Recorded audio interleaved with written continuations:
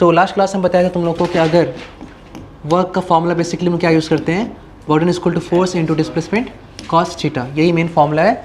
आपको अगर component resolve करना आता है तो बहुत अच्छी बात है, कंपोनेंट रिजॉल्व नहीं करना आता है एंगल देखते जाओ और डालते जाओ, आंसर निकालते जाओ।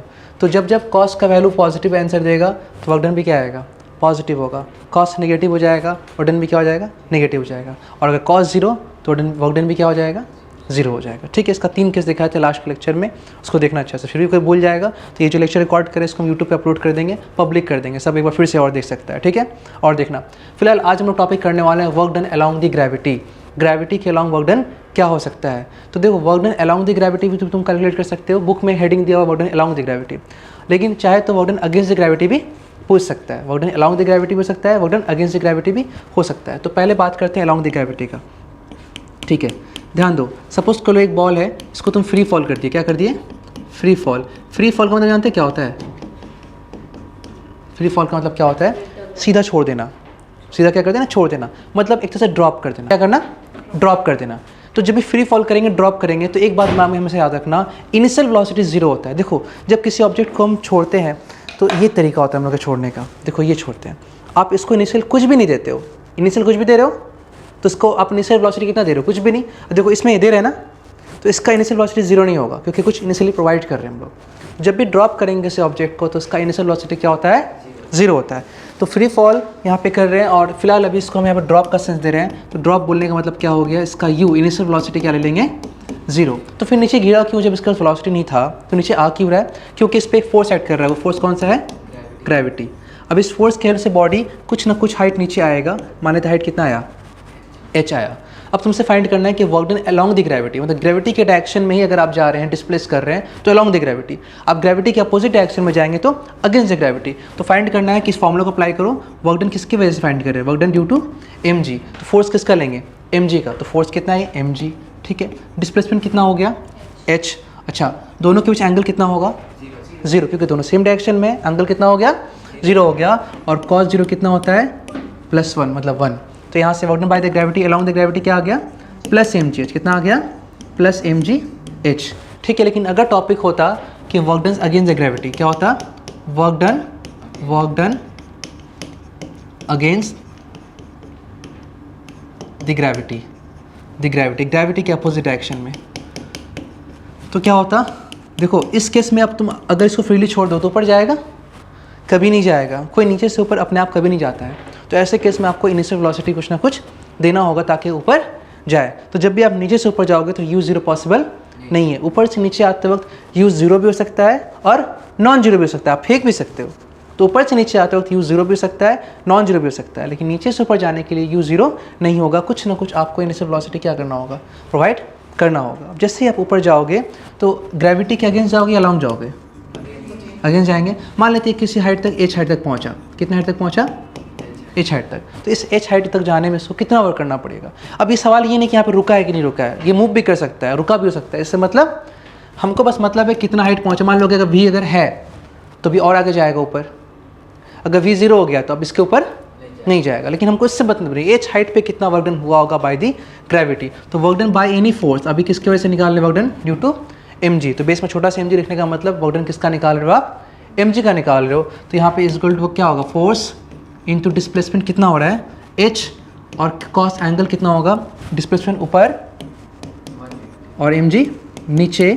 एंगल कितना हो गया, एंगल हो गया 180। कॉस 180 का वैल्यू कितना होता है पता है ना, कॉस 180 -1 कितना होता है, कॉस 180 -1। जिसको याद नहीं है याद कर लो, कॉस 180 -1 जिस तरह से होता है ना, कॉस 90 0, कॉस 0 1, कॉस 180 कितना होता है, -1। तो यहाँ पुट करेंगे हम लोग, कॉस का वैल्यू निगेटिव तो वर्क डन भी क्या आ जाएगा, negative, minus M G H.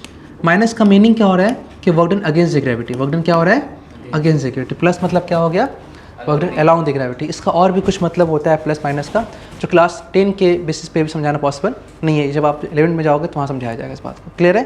तो माइनस प्लस का ये मीनिंग है अलॉन्ग द ग्रेविटी और अगेंस्ट द ग्रेविटी। कोई दिक्कत है नहीं है। अब देखो आओ नेक्स्ट टॉपिक, स्पेशल केस में ये डिस्प्लेसमेंट वाला हम टॉपिक करा चुके थे।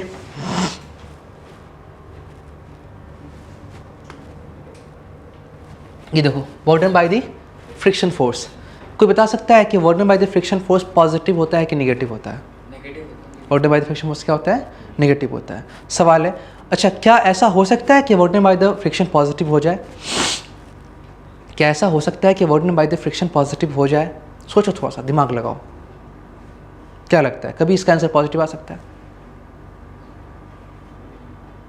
क्या लगता है?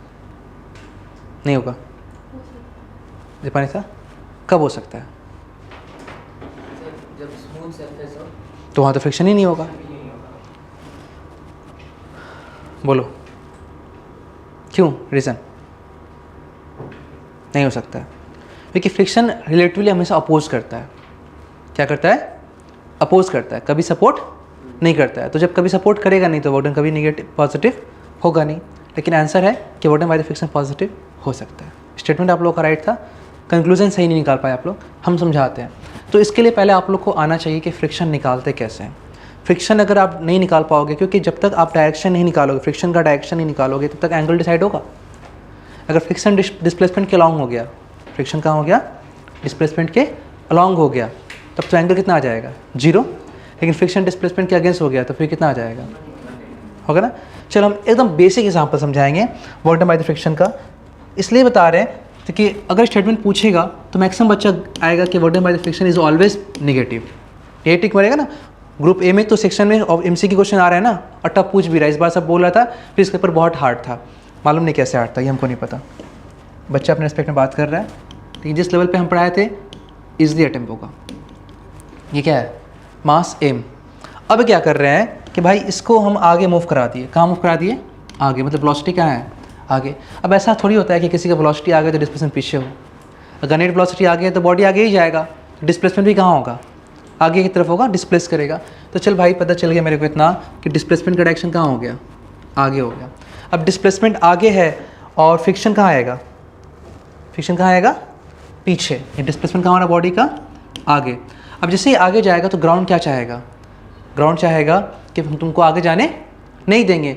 इसी टेंडेंसी को क्या बोलते हैं, फ्रिक्शन। अपोज करेंगे, क्या करेंगे, अपोज करेंगे। हम लोग यही पढ़े हैं कि जब भी आगे जाता है तो फ्रिक्शन कहाँ लगता है, पीछे। चलो ठीक है, इतना हद तक भी हम अगर जानते हैं तो बहुत बड़ा बात जानते हैं, और ऐसा साफ समझ सकते हैं कि फ्रिक्शन कहाँ है, फ्रिक्शन इसका पीछे है। और अभी इस केस में डिस्प्लेसमेंट और फोर्स फ्रिक्शन के बीच कितना एंगल बन रहा है, 180 बन रहा है ना। तो फ्रिक्शन के और डिस्प्लेसमेंट के बीच अगर एंगल 180 बनेगा तो साफ समझ में आ रहा है कि वोल्टेज क्या आने वाला है, नेगेटिव। चलो निकालते हैं वोल्टेज बाय दी फ्रिक्शन। ऐसे लिख दिया करो ताकि पता चले वोल्टेज किसका निकाल लो। तो फोर्स कौन सा डलाएगा, फ्रिक्शन। डिस्प्लेसमेंट अगर बोला है डी तो डी डाल देंगे, एंगल कितना आ जाएगा, जितना डिस्प्लेसमेंट रहेगा डाल देंगे। अभी हम लोग क्या मान के रखे हुए हैं इसको, डी।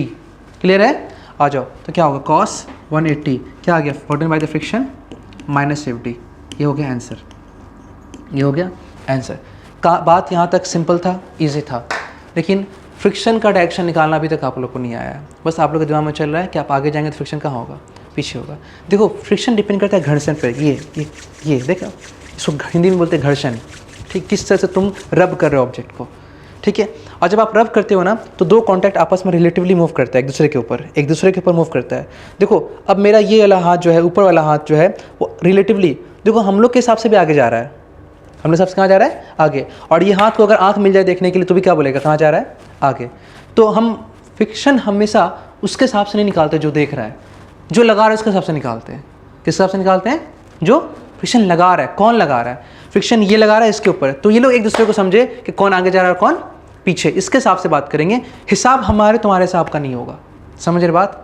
तो यहाँ क्या बोलेगा कि तुम मेरे ऊपर कहाँ जा रहे हो, आगे, और अब हम तुमको आगे जाने नहीं देंगे। तो ये तुमको फ्रिक्शन कहाँ लगाएगा, इसके ऊपर, पीछे। मतलब रिलेटिव मोशन, रिलेटिव। इनके रिलेटिव में क्या आ रहा है, बात ये समझो।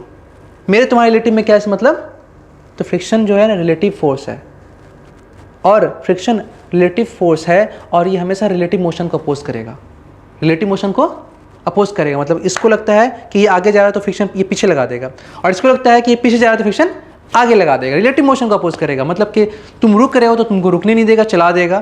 तुम चल रहे हो तो तुमको चलने नहीं देगा, रुका देगा। ये कोशिश करेगा। तो देखो अगर हम लोग अपने हिसाब से सोचेंगे, अपने हिसाब से, अपने माइंड से बात करेंगे, तो ये आगे जा रहा है, फ्रिक्शन कहाँ होगा, पीछे। लेकिन अगर अपने हिसाब से बात करेंगे इसका, तो ये तो आगे जा ही नहीं रहा है, जा रहा है आगे, नहीं जा रहा, जा रहा पीछे, नहीं जा रहा। तो मेरे हिसाब से तो ना आगे जा रहा है ना पीछे, फ्रिक्शन क्या हो जाएगा, 0। लेकिन ऐसा थोड़ी है कि जब इसको रब करे तो यही इसको फ्रिक्शन लगा रहा है, दोनों एक दूसरे को घिस रहा है ना। फ्रिक्शन इस पर भी लग रहा, फ्रिक्शन इसका मतलब कि मेरे हिसाब से आंसर गलत हो गया, मेरे हिसाब से आंसर क्या हो गया, गलत हो गया। तो फ्रिक्शन हम वो देखेंगे इसके हिसाब से। अब देखो, अब ये आगे जा रहा है, ये इसके ऊपर आगे जा रहा है, तो फ्रिक्शन पीछे है। और ये देखो क्या देख रहा है, अगर इसको आई मिले तो इसको लगे ये पीछे छूट रहा है, इस कहाँ जा रहा है ये, जब भी हम लोग आगे जाते हैं कुछ कहाँ लगता है, पीछे जा रहा है ना। तो जब ये आगे चलेगा तो उसको ग्राउंड क्या दिखेगा, ग्राउंड दिखेगा पीछे जा रहा है। तो अब ये सोचेगा अरे ग्राउंड पीछे जा रहा है, हम अपोज करेंगे, उसको पीछे जाने नहीं देंगे, उसको कहाँ ले जाएंगे, आगे। तो ऊपर वाला हाथ नीचे वाला फ्रिक्शन कहाँ लगाएगा, आगे लगाएगा। समझ में आ रहा बात, नीचे वाला कहाँ गया पेन, नीचे वाला कॉन्टैक्ट ये ब्लॉक है और दूसरा वाला ब्लॉक नीचे है, ठीक है। ये छोटा वाला ब्लॉक उसके ऊपर कहाँ जा रहा है, आगे। नीचे वाला रुका हुआ है, चल नहीं रहा है। लेकिन अगर तुम इसको अलग अलग बना के देखो तो नीचे वाला क्या बोलेगा, वो कहाँ जा रहा है, आगे, इसलिए फ्रिक्शन कहाँ लगाएगा, पीछे। अब अगर ऊपर वाला देखे किसको, नीचे वाले को देखे, तो ये असल में तो रुका हुआ है, हम लोग के हिसाब से रुका हुआ है, लेकिन यही ब्लॉक ऊपर वाले के हिसाब से कहाँ रह जा रहा, पीछे जा रहा है, पीछे जा रहा। तो इसको अपोज करने के लिए फ्रिक्शन कहाँ लगाएगा, फ्रिक्शन लगाएगा आगे। तो देखो इस ब्लॉक का मोशन नहीं है, लेकिन इसके रिलेटिवली मोशन हमको इन दोनों के रिलेटिव में देखना पड़ेगा। बात समझ रहे क्या बोल रहे हैं हम। तो फ्रिक्शन कहाँ लग गया, आगे, कहाँ लग गया, आगे, है ना। देखो बहुत सा चीज़ ऐसा होता है जब उसको एक साथ रब करके चलाओ ना तो आगे घसक जाता है। देखो हम इसको ये रखा हुआ है, आगे ले जा रहे हो, घस करके ले गया आगे, कैसे गया। मतलब हो सकता है कि अगर ये जो ब्लॉक तुम देख रहे हो ये भी ग्राउंड पे अगर रखा हुआ हो, ये भी कहाँ रखा हुआ हो, ग्राउंड पे रखा हो, कहाँ रखा हुआ हो, ग्राउंड पे। तो इसके नीचे क्या बना देते हैं, ग्राउंड। और मान लो नीचे स्मूथ है, नीचे क्या है, स्मूथ, नीचे फ्रिक्शन आएगा, नहीं आएगा। अब ये फ्रिक्शन उसको कहाँ खींचना चाहेगा, आगे। तो ये फिसल के कहाँ चला जाएगा, ये मेरा हाथ, ये मेरा रिमोट है ना, ये ऊपर का हाथ, ये रिमोट, और ये मेरा नीचे का हाथ। तुम क्या करेगा, ऐसे ही ना, ना कैसे आगे गया, यही फ्रिक्शन की वजह से। बात समझ ना, यही फ्रिक्शन के वजह से। समझ में आया बात ना।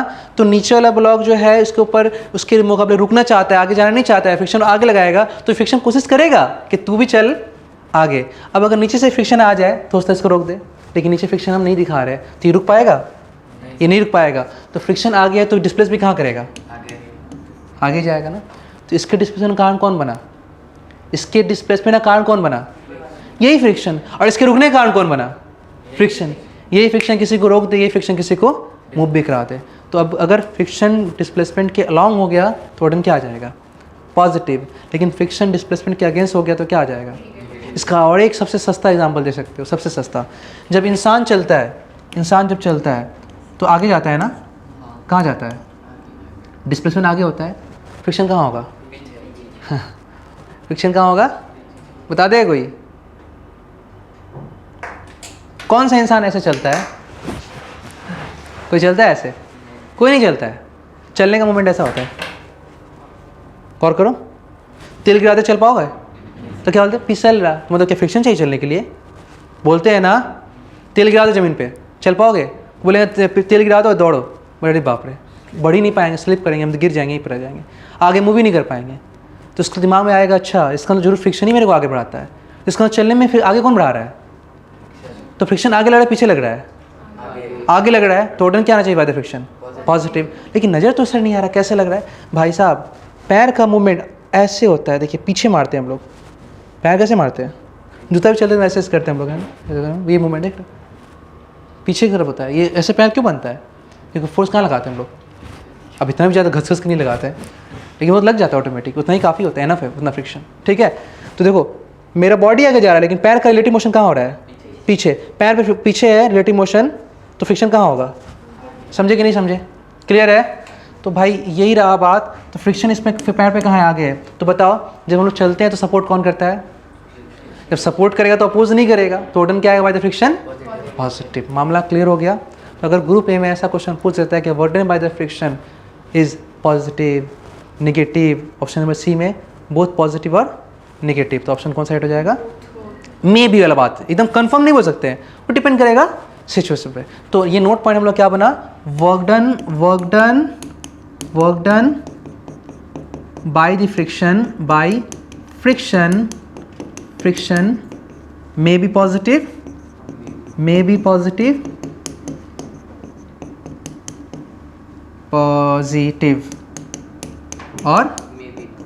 और नेगेटिव।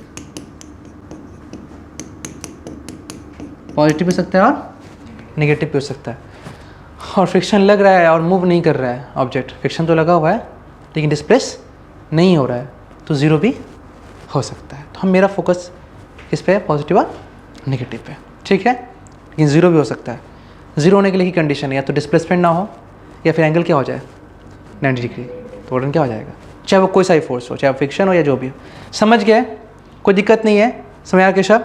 तो ये तुमको दिमाग में रखना होगा कि वर्डन बाय द फ्रिक्शन क्या होता है, ये होता है। अच्छा, वर्डन बाय द सेंट्रीपिटल फोर्स क्या होता है, सेंट्रीपिटल फोर्स सर्कुलर मोशन पढ़ के आए, सर्कुलर मोशन लोग पढ़ के आ रहे हैं ना, एक हाँ जो फोर्स कहाँ लगता है, सेंटर की तरफ लगता है, उसको क्या बोलते हैं, सेंट्रीपिटल फोर्स बोलते हैं। तो ये कहाँ लगता है भाई साहब, किस में एक्ट होता है, ये सर्कुलर मोशन में, कहाँ एक्ट होता है, सर्कुलर मोशन में। तो बिना सेंट्रीपिटल फोर्स के कोई भी सर्कुलर मोशन होगा क्या, कोई भी सर्कुलर मोशन नहीं हो सकता है। तो इसका मतलब सेंट्रीपिटल फोर्स का होना जरूरी है। और तुम लोग को बताए थे एक होता है सेंट्रीपिटल फोर्स और एक होता है सेंट्रीफ्यूगल फोर्स। क्या होता है, सेंट्रीफ्यूगल फोर्स। तो भाई ये FC है और ठीक इसका अपोजिट में क्या आता है, सेंट्रीफ्यूगल। और डिस्प्लेसमेंट कैसे होता है, टेंजेंशियली ना, कैसे होता है, टेंजेंशियली। डिस्प्लेसमेंट कैसे होता है, टेंजेंशियली। तो अगर तुम सेंट्रीपिटल से देखो तो भी एंगल 90, सेंट्रीफ्यूगल से देखो तो भी एंगल 90। तो work done by both centripetal centrifugal क्या आएगा, बोथ जीरो आएगा। हालांकि हेडिंग में हम क्या लिखे यहाँ पे, ओनली सेंट्रीपिटल लिखे हैं, लेकिन work done by the centripetal and centrifugal force दोनों की वजह से क्या आएगा, वर्क डन जीरो होगा। कोई दिक्कत है। अच्छा, एक नोट पॉइंट और दिमाग में कर लो, कुछ पढ़ाई के साथ कुछ छोटी मोटी बातें जो एग्जाम में अप्लाई हो जाता है। सेंट्रीपिटल फोर्स का एक नाम और बताए थे हम, याद है, उसका नाम क्या बताए थे, रियल फोर्स। और सेंट्रीफ्यूगल का नाम क्या बताए थे, ये स्यूडो फोर्स। तो अगर एग्जाम में स्टेटमेंट चेंज कर दे, work done by the real force is equal to zero, work done by the pseudo force is equal to zero, तब गलत हो जाएगा। बात समझिए। देखो क्या हो गया मसला, यहाँ पे हो गया, फंसा लिया हम तुम लोग को। आ जाओ, ये कैसा फोर्स है, रियल फोर्स। ये कैसा फोर्स है, स्यूडो फोर्स, स्यूडो में पी साइलेंट है, स्यूडो फोर्स। अब सवाल है कि sir work done by the, अगर सेंट्रीपिटल फोर्स अगर जीरो है तो work done by the real force भी क्या आना चाहिए, जीरो। सर अगर work done by the centrifugal force zero है तो work done by the pseudo force भी क्या आना चाहिए, ऐसा नहीं है। मतलब कि रियल फोर्स स्यूडो फोर्स का और भी का एग्जाम्पल है, और भी, जिसमें से एक एग्जाम्पल क्या है, सेंट्रीपिटल और सेंट्रीफ्यूगल। इस बात को समझने के लिए छोटा सा मिसाल हम देते हैं एकदम इजी में। और हम यहाँ पे बगल में फ्रेम बनाते हैं, जो भी पढ़ाएंगे हम सब क्लियर कर देंगे। अब तुम्हारे हाथ में है, तुम उसको पढ़ के अपने आप को आगे बढ़ा लो या बिना पढ़े पीछे हो जाओ। ये सामने तुमको जो नजर आ रहा है एक बस है, क्या है वो, एक बस है। और बस के अंदर बैठा हुआ है ये एक सुंदर सा पैसेंजर, ठीक है, बैठा हुआ है, हाँ एलन मस्क है, आ जाओ, बैठा हुआ है। अब हो क्या रहा है कि बस चल रही है आगे, बस कहाँ चल रही है, आगे। तो जो बस का चलने का दो तरीका होता है। हम ऐसा थोड़ी था बस में हमेशा आदमी जो बैठा हुआ सब ऐसे से होता रहता है। कई बार ऐसा तो पैसेंजर क्या होता है, कांस्टेंट भी होता है, क्या होता है, कांस्टेंट भी होता है। लेकिन जब बस एक्सेलेरेट करती है ना, पैर लगाती है तो ब्रेक पे या एक्सेलेरेटर पे, तो बस या तो आगे एक्सेलेरेट करे या तो पीछे, किसी भी डायरेक्शन में, तो बॉडी में क्या लगता है, एक झटका लगता है ना। उसको लोग बोलते हैं कि ये आया इनर्शिया से। कहाँ से आया, इनर्शिया से। लेकिन इस चीज़ को हम लोग यहाँ पे इनर्शिया से हटा के दिमाग निकालते हैं रियल स्यूडो पे। होता क्या है कि जब बस आगे एक्सेलेरेट करती है तो पीछे लगता है क्या, कोई फोर्स आता है, कोई पकड़ खींचता है, कोई रस्सी, कोई तनाव, कोई खिंचाव, कोई कांटेक्ट, कुछ नहीं, अपने आप आ जाता है। बैठ के सोचोगे तो कहाँ से आता है समझ में नहीं आता है। स्यूडो फोर्स है ना, स्यूडो सी को बोलते हैं, जिसका आता पता, रियल मतलब जो रियली एग्जिस्ट करता हो, कोई पकड़ के खींच लिया, कोई मैग्नेट अट्रैक्ट कर लिया, हाँ एक्सेलेरेटर रियल है, ये रियल होगा। तो बस मुझे लग रहा है रियल फोर्स है क्योंकि इसका एक रीजन है, एक्सेलेरेटर दबाया, इंजन काम किया, तो एक रियल कॉन्टैक्ट से आ रहा है, एक रियल सोर्स से आ रहा है। कोई रस्सी पकड़ के तुमको खींच दिया, कोई हाथ पकड़ के तुमको खींच दिया, कोई फ्रिक्शन लग रहा है, कोई कहीं ना कहीं सोर्स दिख रहा है, कोई फ्रिक्शन लग रहा है, नॉर्मल लग रहा है, कॉन्टैक्ट लग रहा है, टेंशन लग रहा है, इंजन का पावर लग रहा है, इंजन का वर्क, कुछ तो लग रहा है, सब रियल हो गया। और जिसका पता ही नहीं चले कौन लगाया, सब क्या हो गया। जैसे अर्थ भी खींचता है तो रियल है ये, क्यों, क्योंकि अर्थ खींच रहा है, दिखता नहीं है लेकिन अर्थ बोलते हैं हाँ ये अर्थ का पुल है, तो अर्थ का फोर्स भी क्या हो गया, mg भी क्या हो गया, सब रियल फोर्स हो गया। लेकिन यहाँ कौन अर्थ है, ये कौन खींच रहा है, कहाँ से आ जाए अचानक फोर्स, ऐसा फोर्स जिसका कोई अता पता ना चले हमको कहाँ से आ गया, उसको क्या बोलते हैं हम लोग, स्यूडो फोर्स, इमेजिनरी फोर्स इसका नाम दिया गया, इमेजिनरी फोर्स। तो अब देखो थोड़ा देर के लिए आगे एक्सेलेरेट किया तो ये कहाँ आ गया, पीछे क्या लग गया, acceleration, real acceleration and pseudo acceleration. अगर इस बंदे का मास m है तो किसी भी एक्सेलेरेशन में मास मल्टीप्लाई करो तो क्या आ जाता है, फोर्स। तो तो मल्टीप्लाई कर दें, तो ये रियल स्यूडो एक्सेलरेशन से क्या आ गया, स्यूडो फोर्स। अब ये पीछे लगेगा और बस एक्सलेट करता रहेगा, पीछे का बस खोल दो तो उसका बहुत पैसेंजर कहाँ चला जाएगा, पीछे खाली हो जाएगा। बात समझ रहे क्या बोले, तेज़ी से चलाओ और क्या कर दो, अभी बॉटल के अंदर हम कुछ ऑब्जेक्ट रखेंगे और जोर से झटका मारेंगे तो बॉटल से जो अंदर सामान क्या निकल जाएगा, बाहर निकल जाएगा। बात समझे क्या बोले हम। तो ये कैसे बाहर, ये कहाँ जा रहा है, स्यूडो पीछे लग रहा है और डिस्प्लेसमेंट भी कहाँ हो रहा है। चलो अभी तो तुम सोचो स्यूडो के वजह क्या होता है, जीरो, लेकिन यहाँ तो स्यूडो और डिस्प्लेसमेंट दोनों कहाँ हो गया, सेम डायरेक्शन, रोटेशन क्या आ गया, पॉजिटिव। तो बात समझे, रियल और स्यूडो एक कैटेगरी है फोर्स का, इसके अंदर बहुत सारा फोर्स आता है, बहुत सारा फोर्स आता है। इसमें ये भी एग्जांपल है, ये भी एग्जांपल है। देखो यहाँ पे स्यूडो फोर्स है, यहाँ पे ये भी स्यूडो फोर्स है ना। तो स्यूडो का मतलब सिर्फ सेंट्रीफ्यूगल फोर्स स्यूडो फोर्स नहीं होता है, सिर्फ सेंट्रीफ्यूगल फोर्स स्यूडो फोर्स नहीं होता है, वो सभी फोर्स जिसके आने का था पता नहीं वो सब क्या हो जाता है। अब जोर से तुमको चीज़ घुमाए तो सब बॉडी बाहर फेंका गया, कहाँ से आया भाई ये फोर्स, कैसे फेंका गया, तो ये भी क्या हो गया, इसका तो पता नहीं है, तो स्यूडो फोर्स हो गया। लेकिन अगर स्यूडो फोर्स सेंट्रीफ्यूगल है, स्यूडो फोर्स का नाम क्या है, सेंट्रीफ्यूगल है, तो सर्कुलर मोशन में है, मतलब कौन चैप्टर में, वो सर्कुलर मोशन में। और सर्कुलर मोशन में एंगल कितना होता है डिस्प्लेसमेंट में, 90, इसलिए जीरो होता है।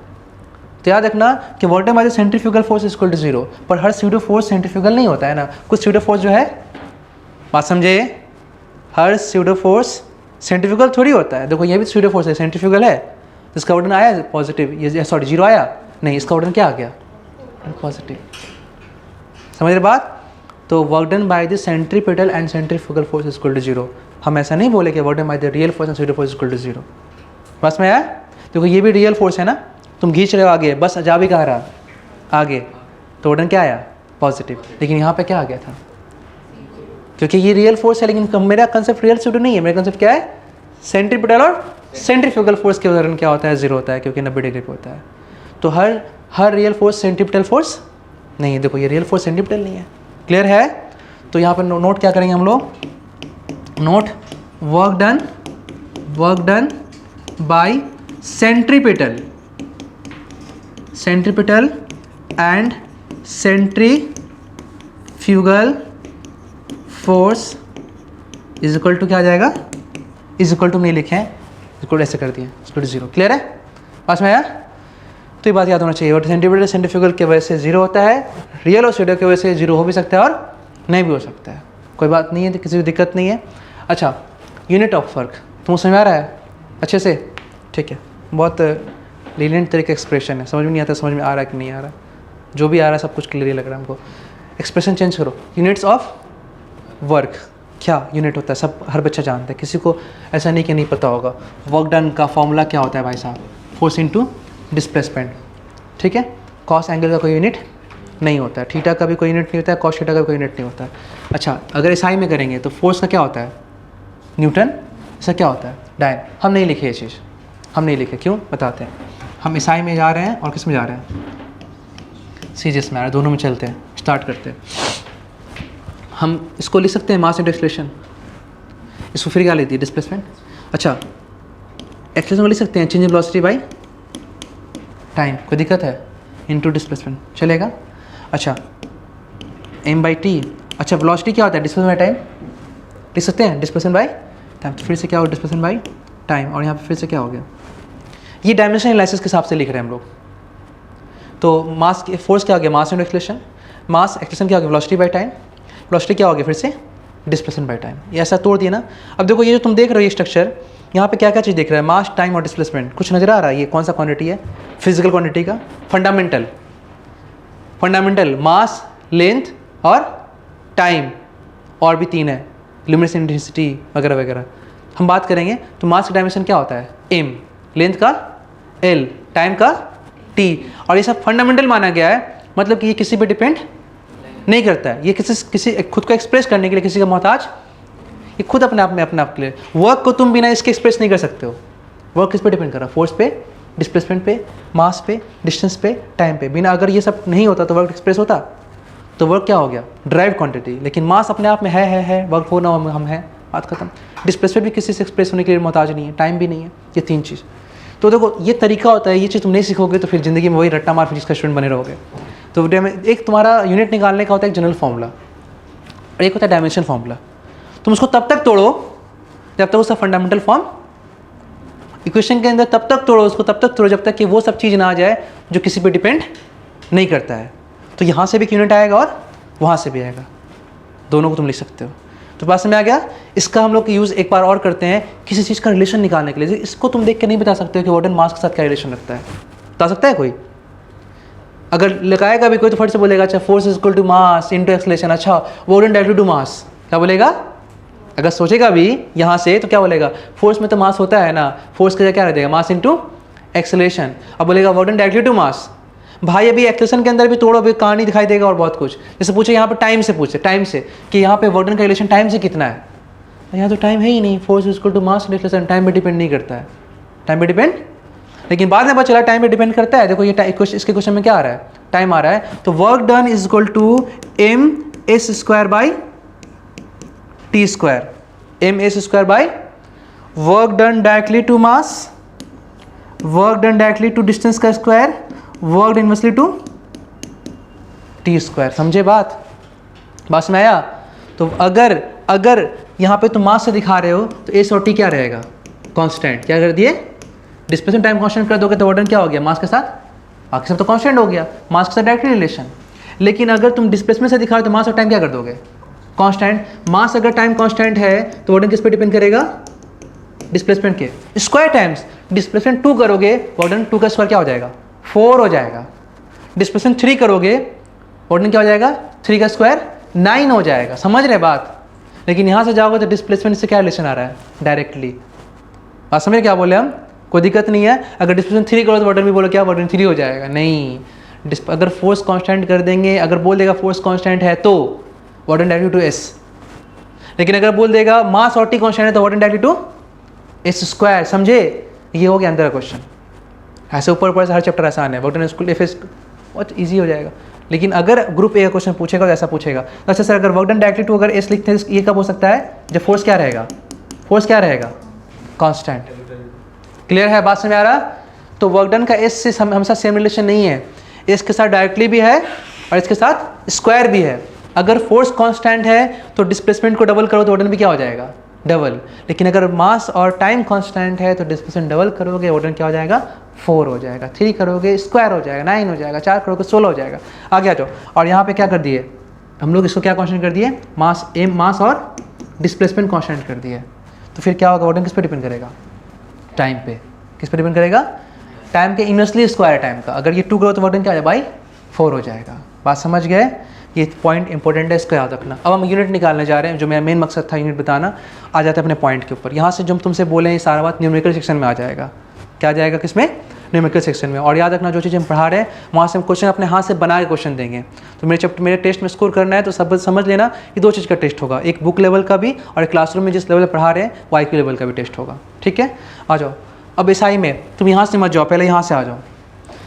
kg metre square per second square चलेगा, kg metre square per second square. तो SI में क्या आ जाएगा, kg metre square per second square, कोई दिक्कत नहीं है। CGS में क्या हो जाएगा, ग्राम centimetre square per second square. Time का यूनिट CGS SI दोनों में क्या होता है, सेकेंड होता है। तो ग्राम centimetre square per second square. ठीक है, अच्छा सर यहाँ से करेंगे तो, यहाँ से करेंगे तो 1 न्यूटन मीटर या फिर newton metre dyne centimetre CGS में। तो यहाँ यूनिट क्या आ जाएगा, न्यूटन मीटर। यहाँ से क्या आ जाएगा, डाइन सेंटीमीटर। समझ में आया बात? तो मतलब कि इसमें बोलो, इसमें है तो दोनों तो वर्क का ही, तो बोल नहीं सकते हम लोग कि 1 newton metre is equal to 1 kg metre square per second square. बोल सकते हैं ऐसा कि दोनों तो SI में ही है, दोनों का मतलब क्या आना चाहिए, आपस में इक्वल होना चाहिए। ठीक है, यहाँ से ये इसके इक्वल होना चाहिए, दोनों CGS का ही है। तो कुछ यहाँ क्या लिख सकते हैं हम लोग, dyne centimetre is equal to gram centimetre square per second square. कोई दिक्कत है, कुछ नहीं। तो यहाँ पे क्या है, यहाँ पे 1 है। तो ये तुमको साथ में रिलेशन भी निकल गया। क्या निकल गया, रिलेशन भी निकल गया, यूनिट भी सीख लिए, दोनों काम कर लिए। तो याद रहेगा यूनिट्स ऑफ वर्क में आप या तो ये लिखिए या तो ये लिखिए, बात खत्म है। ठीक है, अब इसके अंदर आता है कि डिफाइन वन जूल वर्क। क्या आता है, डिफाइन 1 जूल वर्क। तो थोड़ा इसको समझते हैं अच्छा से। देखो अब हम इसको फॉर्मूला के हिसाब से एक्सप्रेस कर रही है। बहुत तो यूनिट याद करता है, लेकिन याद रखो यूनिट भी समझने का चीज़ है। यूनिट भी समझ के तुम याद बहुत दिन तक याद रख सकते हो। देखो वर्क का फॉर्मूला क्या होता है बच्चा, फोर्स इंटू डिस्प्लेसमेंट। यहाँ पे लिखो वर्क में क्या होता है, फोर्स इंटू डिस्प्लेसमेंट। चलो ठीक है, आ जाओ। अब तुमको या तो ये यूनिट से आना है या तो ये यूनिट से, कोई भी, दोनों का मतलब आपस में क्या होता है, सेम ही होता है। ठीक है, ये फोर्स और डिस्प्लेसमेंट के टर्म में दिखा रहे हो, ये मास, डिस्टेंस और टाइम के टर्म में दिखा रहे हो। बस बात एक ही है। क्लियर है, अनुच्छेद समझ आ रहा है। अब देखो अगर तुम इससे जाते हो, ठीक है, और लिखो कितना फोर्स लगा दिए, मान लेते फोर्स कितना लगा है 1 न्यूटन। कितना फोर्स लगा किसी ऑब्जेक्ट के ऊपर, 1 न्यूटन का फोर्स लगाया, और 1 न्यूटन का फोर्स लगाने से बेचारा 1 मीटर घसक गया। कितना घसका, 1 मीटर घसक गया। तो इंटू डिस्प्लेसमेंट कितना हो गया, 1 मीटर। तो 1 इंटू 1 क्या हो जाएगा, 1, और ये क्या आ गया, न्यूटन मीटर। ठीक है, इसी न्यूटन मीटर को बोलता है ये लोग जूल। क्या बोलता है ये लोग शॉर्टकट में, जूल। तो देखो न्यूटन मीटर में रिलेशन ये भी आ गया और जूल भी आ गया। कंफ्यूज नहीं होना इससे, बात समझ रहे हैं। इसके लिए क्या रख देगा ये लोग 1, एसआई का यूनिट क्या होता है वर्क का, जूल। तो न्यूटन मीटर बार न्यूटन मीटर, न्यूटन मीटर बार बार नहीं क्या कर दिया, जूल। तो देखो यूनिट ऑफ वर्क में हम लोग कैसे कन्वर्ट करें ना, कितना 3 यूनिट आ गया वर्क का, 1 newton metre, 1 KG metre square per second square, और लास्ट में क्या आ गया, जूल। तो इसका मतलब क्या हो गया कि ये जो ये इसी चीज़ को बाद में क्या बोल रहा है ये लोग, क्या बोल रहा है, पर सेकंड स्क्वायर था ना, इसी चीज़ का नाम क्या रख दिया, 1 न्यूटन मीटर का क्या नाम रख दिया ये लोग, 1 जूल। तो तीनों रिलेशन एक साथ हो गया। बात समझ गए, एक ही में तीनों का रिलेशन मिल गया हम लोग को। क्लियर है। अच्छा अब अगर यहाँ से आते हैं, अब हम लोग यहाँ से आएंगे, ठीक है, तो वर्डन क्या होता है, फोर्स। मान लो तुम फोर्स कितना लगाए, 1 डाइन, कितना लगा दिए, 1 डाइन। और 1 डाइन मतलब सीजीएस हो गया ना। और मान लो कि 1 डाइन फोर्स लगाने से कितना घसक गया बॉडी, 1 सेंटीमीटर घसक गया। तो क्या हो गया, डिस्प्लेसमेंट कितना हो जाएगा, 1 सेंटीमीटर। 1 इंटू 1 क्या होता है, 1 डाइन सेंटीमीटर को ये लोग शॉर्टकट में बोलता है अर्ग। क्या बोलता है ये लोग, अर्ग। तो मतलब कि 1 डाइन सेंटीमीटर का क्या रख सकते हैं, अर्ग। तो यहाँ पे लिख दो, यहाँ पे इज इक्वल टू 1 अर्ग। ठीक है, तो 1 डाइन सेंटीमीटर इक्वल टू 1 अर्ग बोलो, या फिर 1 ग्राम पर centimetre square per second square बोलो। सबका बात क्या है, एक ही है। तो अगर तुमको सिर्फ ये याद रहेगा, तुमको सिर्फ अगर ये याद रहेगा और ये याद रहेगा, तो तीनों मतलब कि पूरा यूनिट का सारा कवरिंग हो जाएगा तुम्हारा। क्लियर है, बात समझ गए। अब आ जाओ नेक्स्ट, देखो इस चीज़ को यहाँ पे देखो डिफाइन कर दिया। 1 जूल वर्क का मतलब क्या होता है, एग्जाम में पूछता है, इंपॉर्टेंट है ये चीज़। ठीक है, ये एग्जाम में पूछता है, सही लिख दिए। ठीक है, 1 joule of work is said to be done when a force of 1 newton displaced a body through a distance of 1 metre. कहाँ घसकाएगा, जिधर फोर्स लगा रहा है उधर ही। तो बार बोले हम जो हमेशा डिस्प्लेसमेंट वहाँ ही लेते हैं जहाँ पे फोर्स लगाते हैं। तो 1 metre in its own direction, जिस डायरेक्शन में फोर्स लग रहा है उसी डायरेक्शन में, इधर उधर नहीं करेंगे फिर। तो फिर तोड़ के निकालना पड़ेगा हम लोग को, एंगल निकालना पड़ेगा। क्लियर है। और 1 अर्ग का मतलब क्या हो गया, 1 erg of work is said to be done when a force of 1 dyne displaces a body through a distance 1 centimetre in its own direction. कोई दिक्कत नहीं किसी को, समझ में आ गया। तो ये डेफिनेशन तुम लोग याद करना अच्छे से। अब बात आता है रिलेशन बिटवीन जूल एंड अर्ग। जूल और अर्ग के बीच में क्या रिलेशन है। देखो पीछे एक रिलेशन गया है, वो किसके बीच गया है, न्यूटन मीटर और जूल में, डाइन सेंटीमीटर और जूल में। और उसके बाद फिर एक और रिलेशन बीच में हम दिखा दिए हैं, है ना, वो मास, टाइम और डिस्टेंस से, वो भी तुमको पता है, KG metre square per second square, ग्राम centimetre square per second square, वो तुम लोग को पता है। अब रिलेशन ये नहीं पूछ रहा है जूल और अर्ग का, मतलब वर्क का आपस का रिलेशन, वर्क का आपस का रिलेशन। एक वर्क सीजीएस में, एक वर्क एसआई में। तो अगर तुम एसआई में करते हो तो क्या बोलते हो उसको, जूल। सीजीएस में करते हो तो कितना, अर्ग। अब 1 केजी और 1000 ग्राम अलग अलग चीज़ थोड़ी है, 1 केजी और 1000 ग्राम अलग अलग चीज़ थोड़ी है, दोनों का मतलब क्या है, सेम ही है, बस अलग अलग यूनिट सिस्टम में है। इसी तरह से तुमको पूछा अगर 1 जूल वर्क करते हैं, इसका मतलब कितना अर्ग वर्क करते हैं। 1 केजी मास लाते हैं मतलब कितना ग्राम मास लाते हैं, 1000 ग्राम मास लाते हैं। जिस तरह 1 जूल वर्क करते हैं तो कितना अर्ग करते हैं, सबको पता है। बताओ आंसर क्या है इसका, 10⁻⁷। ड्राइव कर लोगे, ड्राइव कर लोगे, करो तो ड्राइव। देखते कौन को ड्राइव करता है, बुक बंद कर दो सब फटाक से, झट से बुक बंद करो और ड्राइव करो। 1 मीटर होता है, ये तो तुमको रखना ही है। इधर अर्ग लाना है तो इसको सेंटीमीटर मतलब सीजीएस में ले जाओ। किस में ले जाओ, सेंटीमीटर में, मतलब कि सीजीएस में। ठीक है, तो 1 न्यूटन में ये किस में, एसआई में है। सीजीएस में क्या होगा, 10⁻⁵ डाइन। ये किस में, एसआई में। सीजीएस में क्या होगा, 100 सेंटीमीटर। ठीक है, 10⁻⁵ 10⁻² कितना हो जाएगा, 10⁻⁷। डाइन सेंटीमीटर को क्या बोलते हैं हम लोग, अर्ग। तो यहाँ पर क्या लिख दिया, 10⁻⁷ अर्ग हो गया। कौन सा याद करने का बहुत बड़ा कहानी है। 1 जूल में क्या होता है, 10⁻⁷ अगर तुम 1 जूल वर्क कर रहे हो इसका मतलब क्या हो गया, 10⁻7 अर्ग वर्क कर रहे हो। Easy topic. आगे बात आता है किसका, एनर्जी का। क्या होता है फिजिक्स में, बहुत सिंपल में डिफाइन कर दिया फिजिक्स को, मतलब क्या एनर्जी को, कैपेबिलिटी ऑफ डूइंग वर्क। अगर किसी के अंदर काम करने का क्षमता है, इस क्षमता को क्या बोलते हैं, एनर्जी बोलते हैं। कैपेसिटी है तो एनर्जी है, बोलते हैं अगर बहुत थक गया आज नहीं करेंगे, छोड़ दो करेंगे। कोई बच्चे डाउट लेके आ गए हम बहुत थके हुए हैं आज नहीं करेंगे, और क्या होता है मेरे अंदर कैपेबिलिटी अब नहीं है, मतलब क्या नहीं है, मेरे अंदर एनर्जी नहीं है, बस खत्म। इतनी मतलब बताया गया फिजिक्स में। अभी इसका 2 यूनिट तुमको डिफाइन किया है, 4 यूनिट सेक्शन में तुम लोग को बुक में है, मालूम नहीं है बुक में क्या क्या सेक्शन किया है। पहले 4 सेक्शन में कंप्लीट किया वर्क पे चैप्टर को, अभी शायद 3 कर दिया होगा, ठीक है। तो अब सेकेंड सेक्शन में क्या क्या एनर्जी को तोड़ा है कि कितने टाइप का एनर्जी होता है। फिर थर्ड सेक्शन में दिखाया है कि एनर्जी कंजर्व कैसे होता है। सब बात मिला जुला करके हम इसको एक ही सेक्शन मानते हैं। क्लियर है। तो एनर्जी सिंपल क्या है कि आपके अंदर कोई कैपेबिलिटी है वर्क करने का, तो उसको हम क्या बोलते हैं, एनर्जी बोलते हैं। अब देखो एनर्जी का बहुत सारा फॉर्म है, क्लास 9 में पढ़े हो ना तुम लोग, कोल है, ये है, वो है, न्यूक्लियर है, बहुत फॉर्म है, उससे हम थोड़ा निकलते हैं। फिजिक्स में क्लास 10 में उस फॉर्म के बारे में बात अभी नहीं किया, उस फॉर्म के बारे में। सिंपल यहाँ बात क्या, मैकेनिकल एनर्जी के बारे में। किसके बारे में, मैकेनिकल एनर्जी के बारे में। देखिए इसमें स्लाइड बनाया है कि इसमें अगर नहीं होगा तो बनाया इसी में कर देंगे।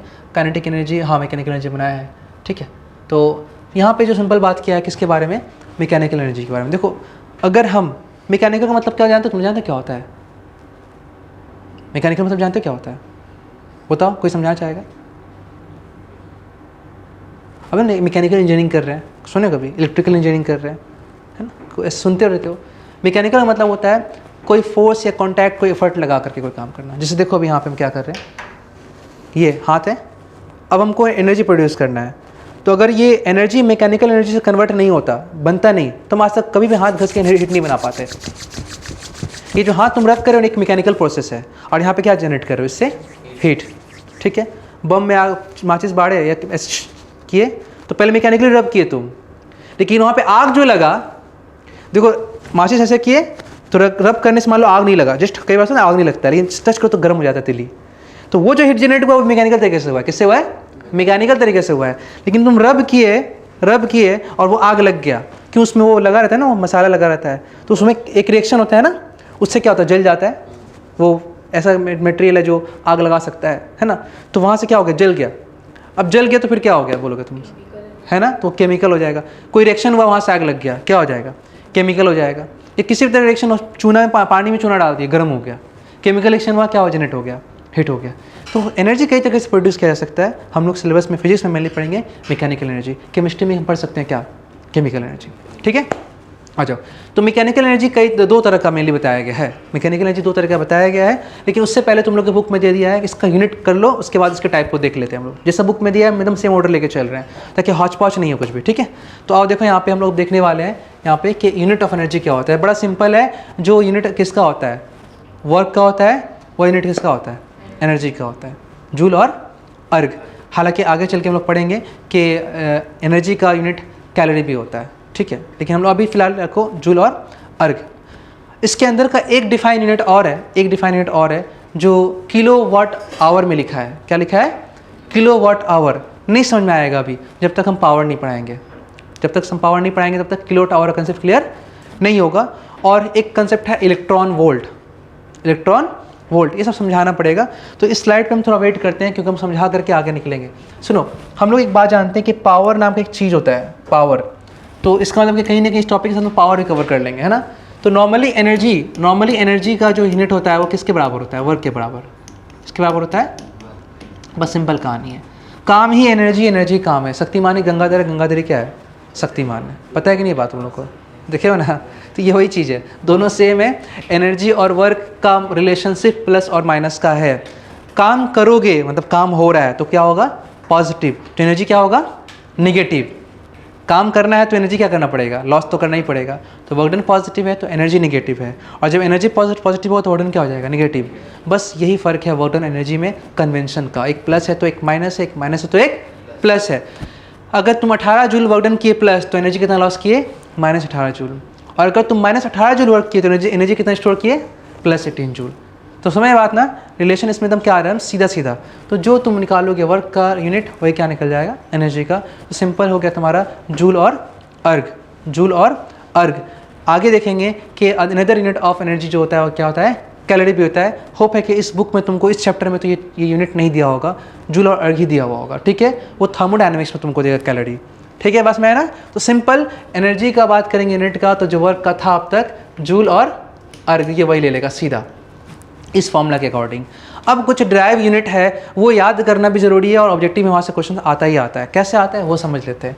और ध्यान दो, हम लोग एक चीज़ जानते हैं, क्या? पावर। पावर क्या होता है? Rate of doing work. क्या होता है? रेट का मतलब होता है कोई भी चीज़ 1 सेकेंड में, 2 सेकेंड में, टाइम के साथ। सपोज कर लो यहाँ पे एक बच्चा है, क्या नाम तुम्हारा? आदित्य गुप्ता, ठीक है। और तुम्हारा नाम क्या है? सार्थक, ठीक है। हम दोनों को कुछ काम दिए करने के लिए, लेसन याद करने के लिए। चलो मान लो कि हम 1 हफ्ते का छुट्टी ले रहे तुम लोग से, और छुट्टी में क्या कर दी तुमको 10 चैप्टर दे दिए। 10 चैप्टर दिए और दो दिन का छुट्टी था, बोले याद करके तुम लोग आना, ठीक है। अब देखो मान लो कि बहुत पढ़ाकू है, गया उसी दिन में पूरा 10 चैप्टर क्या कर गया? याद कर गया। हमारा तुम उतना पढ़ाकू नहीं है, तुमको थोड़ा सा कुछ स्पोर्ट्स वगैरह में तुम्हारा ध्यान है, तो तुम 2 दिन में याद किए 10 चैप्टर, लेकिन याद कर लिए। जिस दिन छुट्टी खत्म हुआ, आए 2 दिन के बाद, हम पूछे तुम लोग अपना होमवर्क याद किए हो? Yes sir. हमने तुम याद किए? बोले यस सर। तो अभी अगर ये नहीं बताया कि हम 1 दिन में याद किए हैं, नहीं बोले, जस्ट बोले कंप्लीट हो गया, तो हम तो यही सोचेंगे शायद 2 दिन में पढ़ा होगा, और तुम भी बोलोगे यस सर, ठीक है। अब हम बोले चलो दोनों बहुत अच्छा स्टूडेंट है, देखिए अब इसको अंदर से जलन हो जाएगा। क्यों जलन हो जाएगा? क्या हम तो 1 दिन में पढ़े हैं, वो तो 2 दिन में पढ़ा है। अभी बोल देगा सर हम 1 दिन में याद किए हैं, ताकि इस क्लास में क्या हो, उसका वाहवाही हो।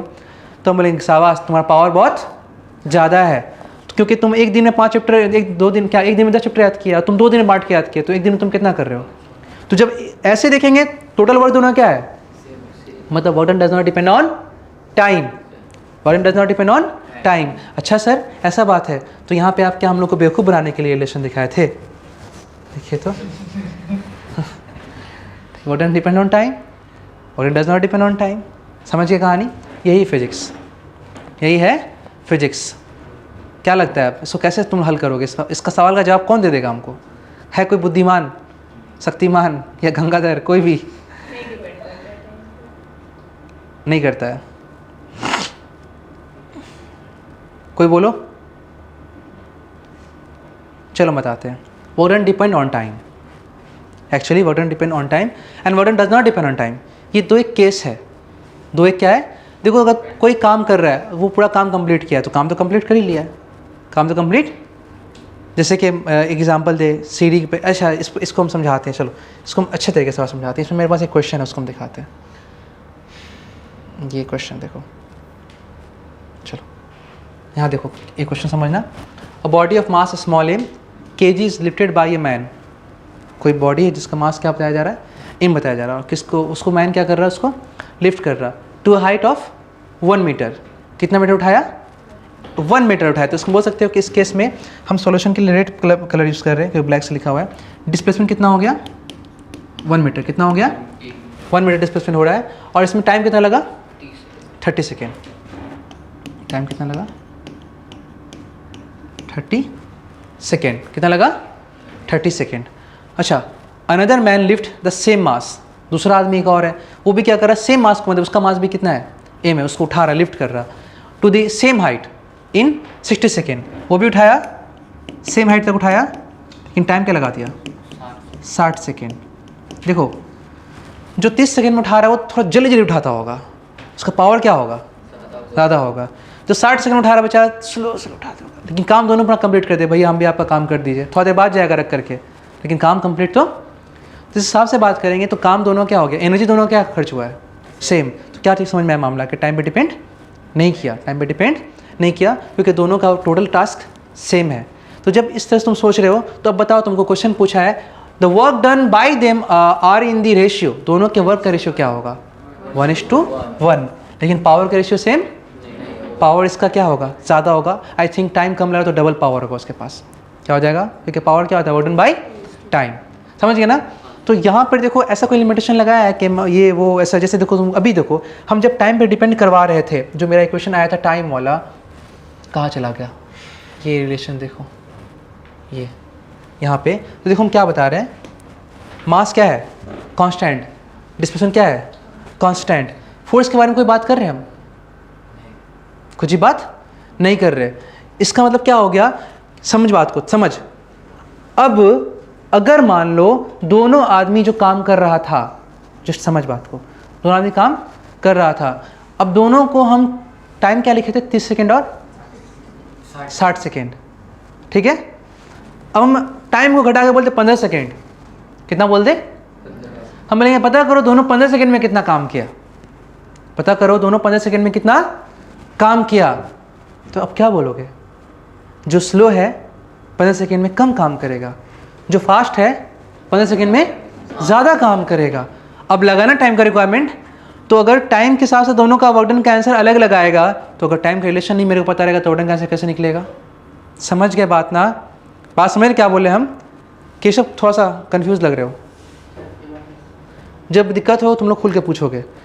अभी दोनों को अगर हम, जैसे इंसान टास्क कर रहा है 30 सेकंड में पूरा काम कंप्लीट कर लेगा और 60 सेकंड में वो भी कंप्लीट कर लेगा, ठीक है? तो अगर दोनों को 30 सेकंड 60 सेकंड मिले तो काम दोनों का पूरा पूरा हो जाएगा, दोनों काम क्या हो जाएगा? सेम। ये तो कंप्लीट करने के बाद ना, लेकिन ये कहानी ऐसा है कि बेशक जब वो लोग काम कर रहा था और तुम घड़ी को पॉज कर दिए 15 सेकंड पे, एक सौ काम कंप्लीट किया था कितने देर में? 30 सेकंड में, और दूसरा कितना में किया था? अब दोनों बोलेगा रुक जाओ 15 सेकंड रुक जाओ, जो जितना काम किया उतना रुक जाओ। तो बोलेगा सर अभी तो हमको 30 सेकंड, हमको और चाहिए टाइम। और वो स्लो वाला बोलेगा हमको तो और ज़्यादा चाहिए, लेकिन जो जितना काम किया उतना पे रुक जाओ। तो कौन ज़्यादा काम किया होगा अभी? फास्ट वाला, लेकिन कंप्लीट उसका भी नहीं हुआ होगा, आधा हुआ होगा ना। तो ये अब दोनों का टाइम अलग अलग है तो काम भी क्या हो रहा है? अलग अलग। टाइम अलग अलग है तो काम भी, तो मतलब अलग अलग टाइम के लिए क्या हो रहा है? अलग अलग काम। तो वर्क डन टाइम पे डिपेंड किया। समझ गए बात ना? तो अब तुमको रिक्वायरमेंट है क्या चीज़ का? वर्क डन का टाइम के साथ क्या रिलेशन है। तो जिसका जितना टाइम लगा है, दोनों का टाइम अगर हम सेम दे देंगे तो वर्क डन भी क्या आ जाएगा हम लोग का उस हिसाब से सेम। अगर लेकिन दोनों का वर्क डन सेम है नहीं, कंडीशन अलग है। जस्ट हम तुमको समझा रहे हैं कि कैसे वर्क डन किस पे डिपेंड कर रहा है? टाइम पे डिपेंड कर रहा है। तो ऐसा मत सोचो कि वर्क डन टाइम पे डिपेंड नहीं करता है। टास्क कंप्लीट हो जाने के बाद टाइम पे डिपेंड नहीं कर रहा है, क्योंकि टास्क दोनों का सेम कंप्लीट हो गया, दोनों काम क्या है? सेम है। लेकिन बीच में अगर घड़ी में स्टॉप वॉच रोक दे, चलो दिखाओ तुम कितना किया, चलो दिखाओ तुम कितना किया, तो वर्क डन किस पर डिपेंड करेगा? टाइम पे डिपेंड करेगा, ठीक है? अगर दोनों को टाइम सेम देंगे तो जिसका पावर ज़्यादा है टाइम क्या करेगा? दोनों को टाइम सेम देंगे, जिसका पावर ज़्यादा है वर्क ज़्यादा करेगा। दोनों को टाइम सेम देंगे तो जिसका पावर ज़्यादा है वर्क भी क्या होगा? बेचारे का ज़्यादा होगा। दोनों को टाइम अलग अलग देंगे तो जिसका पावर कम है वर्क में क्या होगा ना? बात समझ रहे हैं ना? तो अलग अलग केस में सबका अलग रिलेशन होता है। जब भी तुम किसी भी फिजिक्स में कोई भी रिलेशन से जाओ, हड़बड़ा के मत बोलो directly inversely independent, not depend, नहीं। देखो क्या क्या बोला है कांस्टेंट, क्या क्या उसके में कंडीशन कांस्टेंट किया है, ये बहुत ज़रूरी है। पास में आया? तो अभी इस क्वेश्चन को समझ में आने के बाद तुम समझ गए होगे कि ऐसे हम मतलब कि ऐसे रैंडमली नहीं बोल देंगे work done does not depend on time. काम खत्म हो गया, अब क्या टाइम से मतलब लेना मेरे को? नॉट डिपेंड ऑन टाइम, दोनों काम सेम हो गया, खत्म बात। बाकी केसेस में अलग अलग। जैसे देखो अभी हम यहाँ पे लिखे हैं ना कि work done is equal two by T square, यहाँ पे एम और एस क्या कर दिए हम लोग? कांस्टेंट कर दिया। अच्छा वर्क डन का फॉर्मूला तुम लिखोगे इससे, क्योंकि हम लोग जानते हैं अभी यहाँ पे पावर इज इक्वल टू क्या होता है? Work done by power is equal to work done by time, rate of doing work. एक सेकंड में कितना काम किया, एक दिन में कितना तुम पढ़ा, एक दिन में तुम कितना पढ़ा, मतलब एक दिन टाइम से डिवाइड कर देगा। 10 दिन में इतना करते हो तो एक दिन में कितना, और 10 दिन से डिवाइड कर देगा, है ना? बात में है ना? कोई दिक्कत नहीं है ना? तो टाइम से डिवाइड करने से आ गया काम इन 1 सेकेंड। काम in 1 second is called power. तो यहाँ से तुम अगर जाओगे बच्चा तो work done is equal to क्या हो गया? Power into time, power into. अब मान लो कि दोनों बच्चा का पावर सेम है और दोनों टाइम भी क्या मिला? सेम, तो काम दोनों क्या होगा? सेम। लेकिन मान लो दोनों का पावर सेम है लेकिन एक को टाइम ज़्यादा मिला, जैसे मान लो मेरा स्टूडेंट मेरा खास है, हमको थोड़ा सा चॉकलेट खिलाता है, नाश्ता वास्ता कराता है, तो एग्जाम में क्या हो गया? खत्म हो गया टाइम 3 घंटा, फिर भी बेल बज गया, पेपर ले, इसका पेपर दे के रखे हैं, लिख खूब लिख खूब लिख। तो ये तो फिर ज़्यादा टाइम कर देगा ना, क्या करेगा? ये तो अपना तुम मुझे सर मैं तो बाकी था, फिर हम आराम से लिख रहा है। तो तुम दोनों का पावर तो सेम था, दोनों स्टूडेंट तगड़ा था, लेकिन टाइम से क्या मिल गया? ज़्यादा मिल गया, तो आगे निकल जाएगा। तो ऐसे केसेस में अगर दोनों का पावर कांस्टेंट है, तो पावर कांस्टेंट है बच्चा, तो वर्क डन डायरेक्टली टू क्या हो गया? मास और एस कांस्टेंट है तो वर्क डन यूनिवर्सली टू क्या हो जाएगा? T square. बात समझे बात ना? कोई दिक्कत नहीं है ना? तो अलग अलग टाइम अलग रिलेशन होता है, वर्क एक ही वर्क अलग अलग रिलेशन, कभी टी का डायरेक्टली कभी टी इन्वर्सली। समझ रहे बात ना? ऐसे ऐसे कहानी बनता रहता है, ठीक है? इस रिलेशन से एक क्वेश्चन तुम लोग हम करा देंगे कभी सेलेक्ट करके। हालांकि इस तरह क्वेश्चन तुम लोगों से नहीं पूछेगा 10 में, रिलेशन ही काफ़ी है, लेकिन हम बता दिए हैं, ये सीखने के लिए बता दिए कि मन के अंदर जो कन्फ्यूजन या कंक्लूजन नहीं निकलता है ना, वो दिक्कत वो क्लियर नहीं होना चाहिए कि ऐसा क्यों होता है। समझ गए? तो जब भी किसी का रिलेशन निकालेंगे तो देखेंगे कांस्टेंट क्या है, बिना कांस्टेंट बताया कोई किसी रिलेशन नहीं निकाल सकता है। अब बोलेगा वर्क डन का टाइम के साथ क्या रिलेशन है, क्या बोलोगे? पावर कांस्टेंट है तो डायरेक्टिविटी, एस और एम कांस्टेंट है तो यूनिवर्सलिटी। और भी बहुत कुछ इसके अंदर भी केसेस होता है जो हम बताएंगे आगे चल के। क्लियर है? हो भाई आ जा, चल अब आ जा। तो यहाँ पे हम लोग कौन सी स्लाइड पे थे? ये था स्लाइड हम लोग का, समझ गए? ये हम लोग कर चुके हैं, एनर्जी कर रहे थे हम लोग ना। अच्छा, मैकेनिकल एनर्जी, रुक जाओ। हाँ एनर्जी, तो आज उसमें करते हैं एनर्जी में। तो अब हमको यूनिट निकालना है इसका एनर्जी का, तो समझाने के लिए हम यहाँ पे आ गए थे। पावर, तो अब क्या आ सकते हैं एनर्जी? एनर्जी क्या होता है बच्चा? एनर्जी क्या होता है? एनर्जी होता है वर्क, और बच्चा वर्क क्या होता है? Power into time. अभी तो किया हम, क्योंकि पावर क्या होता है? Work done by time. तो वर्क क्या हो गया? Power into time. Work done क्या हो गया? Power into time. अब पावर कर ही लिए हैं, तो ये मैटर क्लियर कर देते हैं। पावर क्या होता है बच्चा? Rate of doing work, rate of doing work is called power. Power का फॉर्मूला क्या हो गया बच्चा? Work by time, work done in 1 second is called power. अच्छा, इसका और फॉर्मूला ड्राइव कर सकते हैं सर? बिल्कुल कर सकते हैं, आइए कीजिए। वर्क का फॉर्मूला क्या होता है? Work done is equal to force into displacement cos theta, F S cos theta by time, है ना? जैसे सपोज कर लो ये बक्सा है, बक्सा को आप खींच रहे हो एफ फोर्स से, और डिस्प्लेसमेंट कितना हो रहा है? एस, एंगल कितना है? थीटा। तो यहाँ पे वर्क डन का क्या होगा formula? F S cos theta. इसी को टाइम से डिवाइड कर दोगे, जो वर्क आएगा तो क्या बन जाएगा? पावर। क्लियर है ना? आ गया बाबू। और पावर इज इक्वल टू अच्छा फोर्स, ठीक है, डिस्प्लेसमेंट बाय टाइम। ये जो बॉक्स डिस्प्लेस करेगा पर सेकेंड, उसको क्या बोल सकते हैं? वेलोसिटी। क्या बोलेंगे? Velocity. Displacement by time is called velocity. क्या हो जाएगा यहाँ पे? देख लो यहाँ पे, ये v cos थीटा क्या हो गया? पावर का एक नया formula, F B cos theta. Power का दो फॉर्मूला हो गया, एक वर्क डन बाय टाइम, एक एफ बी। वर्क और टाइम दिया होगा तो इससे निकाल लेंगे, फोर्स और वेलोसिटी दिया होगा तो इससे निकाल लेंगे। सर इसका डायग्राम समझाएंगे? बिल्कुल समझाते हैं, आ जाओ। जो कैसे बोल रहे हैं, पावर में क्या फ़र्क है? वही काम होगा, लेकिन कितने देर में होगा? 1 सेकेंड में। तो देखो, तुम यहाँ से फोर्स नहीं क्या लगा रहे हो? पावर लगा रहे हो। बात एक ही है, फोर्स लगाओ तो पावर लगेगा साथ में।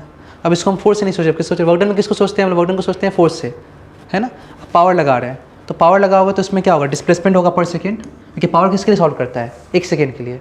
पावर किसके लिए सॉल्व करता है? 1 सेकेंड के लिए। तो वर्क डन सॉल्व करता है नॉर्मल डिस्प्लेसमेंट के लिए, 1 सेकेंड के लिए नहीं।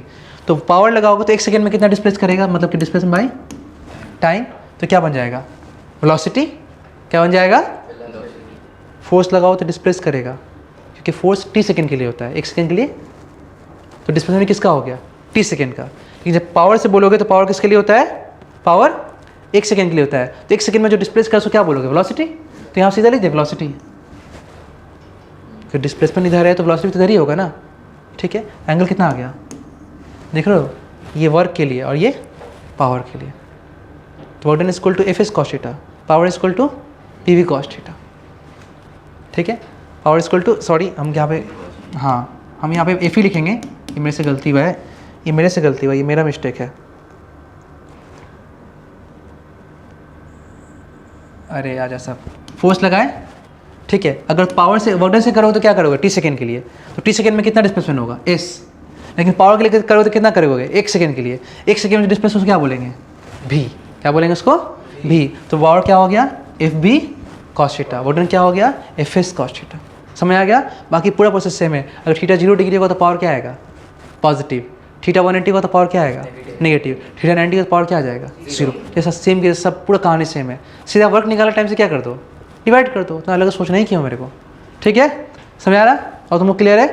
अच्छा, तो अब एक काम करते हैं, हमको इतना पता चल गया कि एनर्जी का यूनिट वही होगा जो वर्क का होगा। तो अब ये भी तो बोल सकते हैं कि वो एनर्जी का यूनिट वही होगा जो पावर और टाइम का होगा। तो चलो एक काम करते हैं, पहले पावर का यूनिट निकाल लेते हैं। क्या कर लेते हैं? पावर का यूनिट निकाल लेते हैं। तो चलो यूनिट देखते हैं इसका, हम लोग यूनिट देख लेते हैं। अच्छा भाई, सीजीएस यूनिट तो और क्या होता है? एसआई यूनिट होता है ना? सीजीएस तो और क्या होता है? एसआई होता है।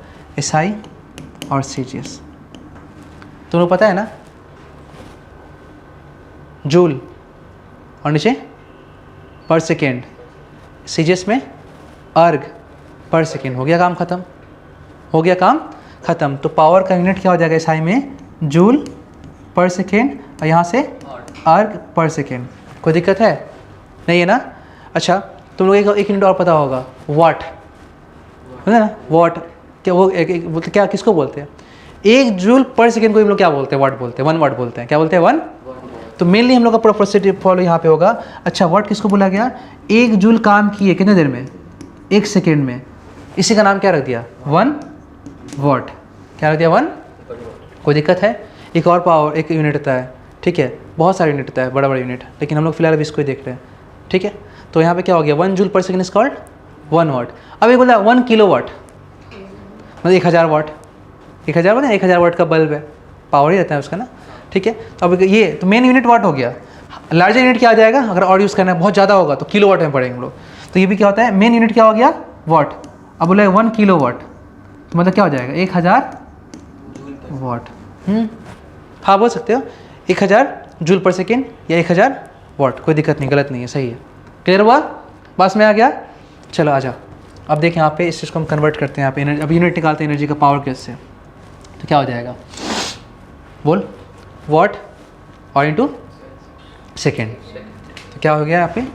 वाट इंटू सेकेंड हो गया। ये भी यूनिट हो गया आंसर। इसके पहले ये भी यूनिट था, याद रहेगा।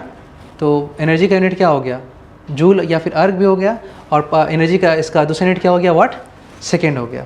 अब एग्जाम में एक वैल्यू आता है, कुछ वैल्यू बोलेगा इतना में कितना वाट सेकेंड होगा, ये कैलकुलेट करना आना जरूरी है, मतलब कि नहीं आएगा कैलकुलेट नहीं कर पाओगे। तो इसका हम अलग से कैलकुलेशन का पेज सिखा दे रहे तुम लोग को, हम वो सीख लो अच्छा से दिमाग में डाल लो इस चीज़ को। घर में देखो तुम लोग को बिल आता है इलेक्ट्रिसिटी का, वो यूनिट में होता है, 10 यूनिट 15 यूनिट आता है ना, उसको बोलते हैं board of traditional unit. Shortcut में बोर्ड ऑफ ट्रेडिशनल बोलते हैं 1 BOT। क्या बोल रहे हैं सर? समझ में नहीं आ रहा है, समझाते हैं। हम क्या निकालने जा रहे हैं बाबू? एनर्जी निकालने जा रहे हैं ना। क्या निकालने जा रहे हैं? एनर्जी। अच्छा एनर्जी का फॉर्मूला क्या बताया भाई सर? Power into time. चलो मान लेते हैं अपने घर में हम लोग इतना पावर यूज़ कर रहे हैं, ठीक है, बत्ती पंखा AC ये वो वॉशिंग मशीन जो जलाते हैं, क्या वाट ही में उठता होगा? कितने किलो वाट उठ जाता होगा? बहुत जलता है इलेक्ट्रिसिटी। तो हम लोग जो खर्चा करते हैं ना वो बहुत ज़्यादा अमाउंट में होता है। जब ज़्यादा में कोई चीज़ होता है तो बड़ा यूनिट लगता है, क्योंकि वाट में लिखो तो बहुत बड़ा नंबर आ जाएगा 10000, जैसे कि 1000 वाट को तुम सिंपल क्या ले सकते हो? 1 किलो वाट, है ना। तो वाट में बहुत बड़ा नंबर आएगा, तो इसलिए जब ज़्यादा बड़ा होने लगता है तो उसको कन्वर्ट करते हैं किसमें? किलो वाट में। किसमें कन्वर्ट करते हैं? लार्ज यूनिट ऑफ क्या चीज़? पावर। क्या है? Kilo watt. इसका यूनिट ऑफ पावर क्या है? वाट है, या फिर जूल पर सेकेंड है। समझ रहा था ऐसे पावर। तो अभी हम लोग क्या करेंगे? घर का खर्चा है, तो घर का खर्चा बहुत ज़्यादा खर्चा होता है आजकल, आदमी से बहुत कुछ डिजिटल हो गया, इलेक्ट्रॉनिक्स हो गया, पावर ज़्यादा खर्चा हो रहा है। अब पावर को तुम अगर लिखोगे वाट में तो गड़बड़ नहीं हो जाएगा? गड़बड़ हो जाएगा ना। तो अगर चलो फिर भी तुम रख दिए, तुम कितना खर्चा किए? 1 वाट, ठीक है। अब घर में तो एक दिन में चलता नहीं है ना कोई चीज़, वो कितना चलता है? एक महीना, कम से मीटर कितना आता है हम लोग को एक महीना में? तो वो तो डिपेंड करेगा। सपोज कर लो तुम 1 वाट खर्चा किए 1 घंटा में, 1 वाट खर्चा किए 1 घंटा में, तुम वो भी निकाल सकते हो कि 1 वाट 1 घंटा का मतलब क्या हो जाएगा। तो चलो यहाँ पे इसको लिख दो, कितना घंटा खर्चा किए? 1 घंटा में। अब तुमसे पूछेगा 1 वाट आवर का, इसको सॉल्व करो तो क्या आ जाएगा? 1 × 1 1 वाट आवर। 1 वाट आवर का रिलेशन निकालना है तुमको, किससे? जूल से। कि एनर्जी है ना, एनर्जी का यूनिट तो जूल भी होता है ना। तो ये जो तुम यूनिट निकाले हो एनर्जी का, किससे निकाल रहे हो? पावर और टाइम के हिसाब से। और वर्क के हिसाब से क्या निकालोगे? जूल। बोले दोनों में अच्छा ये 1 आवर में कितना जूल होगा? लेकिन इंसान को एनर्जी जूल में ज़्यादा समझ में आता है, वाट आवर में इतना समझ में 10 जूल बोलेंगे, हाँ एनर्जी का यूनिट जूल होता है। वाट आवर बोलेंगे कन्फ्यूज है, वाट आवर क्या है? वाट आवर में व्हाट इज दिस हो जाएगा, ऐसा है ना। तो अब इसको तुम अगर कन्वर्ट करना है क्या चीज़ में? जूल में। तो उसको शांति दिमाग से क्या करेंगे? उसको सॉल्व करेंगे। याद करो कैसे करेंगे, दिमाग में कुछ आ रहा है? चलो आज स्टार्ट करते हैं। पहले पीछे थोड़ा तुम लोग देख लो ताकि तुम लोग भूलो चलो नहीं। ये क्या है? जूल। और ये क्या है? वाट, है ना। मतलब कि कहीं ना कहीं 1 वाट सेकेंड, इसको तुम क्या ले सकते हो? 1 जूल। कोई दिक्कत है? कोई गुनाह कर दिया हम? नहीं किए ना, क्योंकि दोनों किसका यूनिट है? दोनों तो इसी का है। तो चलो हम यहाँ पे जानते हैं कि एनर्जी का यूनिट क्या आता है? SI में जूल भी आता है, और पावर से निकालने SI में क्या आता है? वाट सेकेंड आता है। तो 1 जूल इक्वल टू क्या हो गया? 1 वाट सेकेंड। कोई दिक्कत है? तो जब तक वाट सेकेंड नहीं आएगा तब तक उसको हम जूल नहीं लिख सकते हैं। जब तक वाट सेकेंड नहीं आएगा तब तक उसको जूल नहीं लिख सकते हैं तो जूल लिखने के लिए वो क्या लाना पड़ेगा, वाट सेकेंड लाना पड़ेगा। चलो पीछे चलते हैं अपने स्लाइड पे, इसको करते हैं। अब हमको यहाँ पे क्या लाना पड़ेगा, वाट आवर की जगह पे वाट सेकेंड लाना पड़ेगा। चलो तो वाट को ऐसे रहने दे कि वाट को तो मेरे को हटाना है, सिर्फ लाना क्या है, सेकेंड लाना है। तो आवर किस में कन्वर्ट करने लगेंगे, आवर को सेकेंड में कन्वर्ट करेंगे। समझ में आ रहा, ठीक है। अब आ जाओ यहाँ पे लिखे हम 1 वाट। अच्छा, ये 1 आवर की जगह पे हम लिख सकते हैं 60 मिनट, फिर करेंगे तो क्या हो जाएगा, इंटू 60 करेंगे तो क्या आ जाएगा, 60 सेकेंड। आ गया ना, कोई दिक्कत हुआ है किसी को। अच्छा बाबू यहाँ देख, 1 वाट ये 6 क्या हो 36 0 हो जाएगा, और ये क्या आ जाएगा ये सेकेंड। तो 36 मल्टीप्लाई कर क्या आ जाएगा 360, और यहाँ पे क्या आ गया वाट सेकेंड। वाट सेकेंड जगह क्या कह सकते हो, जूल। तो यहाँ पे आ गया 3600 जूल। कितना के बराबर, कौन किस में आया, 1 वाट आवर को सॉल्व करने से आया। Therefore 1 watt hour is equal to 3600 joule. Very important, मतलब कि पूछना ही पूछना रहता है ये सब चीज़, ठीक है, बहुत ज़्यादा पूछता है ये सब चीज़। अच्छा अब बोलोगे सर एक रिलेशन तो बुक में और मिलता है हमको, क्या मिलता है सर, आ जाओ वापस देखो, वो भी देख लो। एनर्जी का फॉर्मूला क्या है बच्चा, पावर इनटू टाइम। अब मान लो कि तुम ना घर में खर्चा और बढ़ा दिए, किलोवाट में खर्चा आना स्टार्ट हो, एक महीना के लिए बिल करेंगे कि मैंने तो बहुत 1000 वाट तुरंत हो जाएगा, 1000 वाट तुरंत हो जाएगा। 220 वोल्ट का तो बत्ती होता है और 100 वाट का क्या होता है, बल्ब होता है। 10 बल्ब जलाओ तो क्या हो जाएगा, नॉर्मली हो जाएगा, है ना। तो 1000 वाट कितना चलेगा। तो ऐसे में हमें खर्चा बढ़ जाता है, तो वाट में हम लोग नहीं करते, किस में करते हैं, किलोवाट में करते हैं। किस में करते हैं, किलोवाट में करते हैं। तो 1 किलोवाट, अगर कोई इंसान 1 किलोवाट खर्चा करते हैं, वाट का हम WT कर दिए यहाँ पे, चलेगा, लिखा गया रख देते हैं ऐसे, वाट W चलेगा। 1 किलोवाट तो भाई एक दिन में थोड़ी कर रहा है तुम, एक दिन में थोड़ी कर रहे हो तुम, टाइम लग रहा है इसको करने में।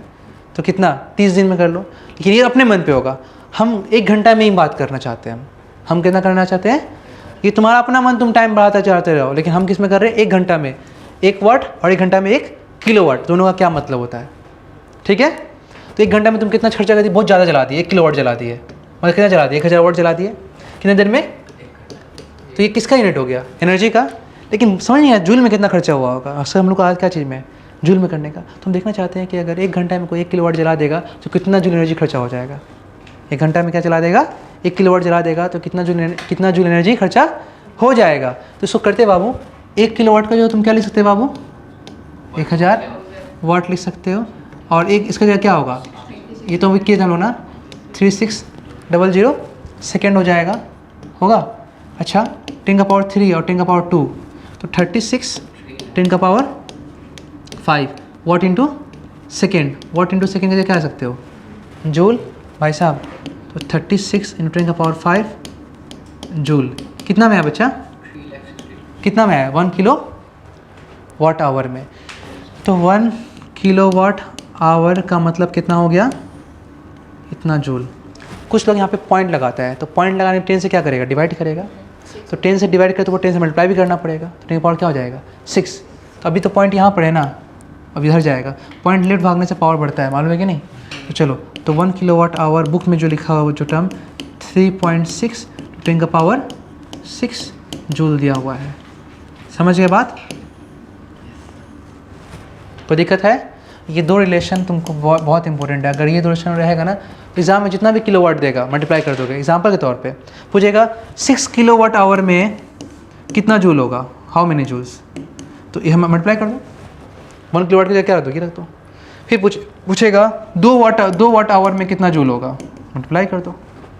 1 वाट आवर में मालूम तुमको, मल्टीप्लाई कर दो 2 इंटू 3 इंटू 4 इंटू 5 इंटू 6, बस 0.5 पॉइंट से जो भी हो 2.5 में मल्टीप्लाई कर दो इससे, तो भी आ जाएगा इससे। एंड बस में है ना। तो ये एक तुम्हारा रिलेशन होता है जो बहुत ज़्यादा पूछता है। एक आता है लास्ट इलेक्ट्रॉन वोल्ट वाला, इलेक्ट्रॉन वोल्ट, ये भी एनर्जी का यूनिट होता है। किसका यूनिट होता है, कहाँ से आया भाई, ये आया एटॉमिक फिजिक्स से। कहाँ से आया, एटॉमिक फिजिक्स, होता है इलेक्ट्रॉन वगैरह घूम रहा है। देखो तुमको पता है ये बात, तुम लोग जानते हो, जब भी किसी चीज़ को हम लोग छोड़ते हैं, ऐसे छोड़ते हैं, जाओ जा सकते हैं, ठीक है, छोड़ते हैं तो क्या होता है, डाउन होता है, गिरता है, गिरता है कि नहीं गिरता है। तो भाई ये कैसे होता है, तो बोलता है कोई भी चीज़ हाई से कहाँ गिरता है, लो, बोलते हैं हाई पोटेंशियल से। पानी भी अगर भर दो, अगर कुछ में नीचे छेदक कर दो तो पानी सब निकल जाएगा, हाई पोटेंशियल से लो पोटेंशियल। अच्छा सर, किसी भी ऑब्जेक्ट के मूव करने का कारण क्या है? Potential difference. तो ये मूवमेंट में काम नहीं होता होगा क्या? काम तो होता होगा ना, कोई तो खींच के बुला रहा है ना। तो काम कब होता है? जब कोई किसी को खींचता है हाई से लो। क्या खींचता है? हाई से। अच्छा ठीक है, समझाते हैं इस बात को, समझो बात को। हम इस बात को समझाने की कोशिश कर रहे हैं, हालांकि ये समझने वाला बात नहीं है तुम लोग के लिए, क्योंकि ये लेवल वाला बात है। तो इसी तरह से अगर बात करें चार्ज का, चार्ज भी तो मूव करता है ना। हम क्या बताएं, कोई भी मास हो या कोई भी चार्ज हो या कोई भी चीज़ हो, मूव करता है हाई से। अगर नहीं हो तो काम धाम। जैसे तो अभी वर्क कर रहा है, ये ग्रेविटी अभी मोबाइल बेंच पे रखा हुआ है, मूव कर रहा कि यहाँ पे हाई नहीं है, यहाँ पे लो नहीं है, दोनों जगह क्या है? सेम एनर्जी है, तो ग्रेविटी वर्क। लेकिन यही मोबाइल ऊपर से छोड़ो तो नीचे चला जाएगा, क्योंकि यहाँ पे ग्रेविटी वर्क क्यों कर रहा है? क्योंकि हाई से। तो कोई भी अगर वर्क करता है तो हाई से लो करता है, मतलब कि पोटेंशियल डिफरेंस होना जरूरी है। पोटेंशियल डिफरेंस नहीं होगा तो वर्क डन नहीं होगा। समझ गए बात? Okay sir. तो इसका मतलब ये चार्ज के लिए अप्लाई कर सकते हैं, मास के लिए भी? हाँ सर, चार्ज के लिए भी और मास के लिए भी। तो किसी भी चार्ज पे आप अगर काम करते हैं, किसी भी चार्ज पे, किसी मतलब कोई भी चार्ज, कोई भी चार्ज पे आप जब काम करेंगे तो काम तभी होगा जब उसके बीच क्या होगा? पोटेंशियल डिफरेंस होगा। चार्ज है, पोटेंशियल डिफरेंस नहीं है, तो वर्क होगा।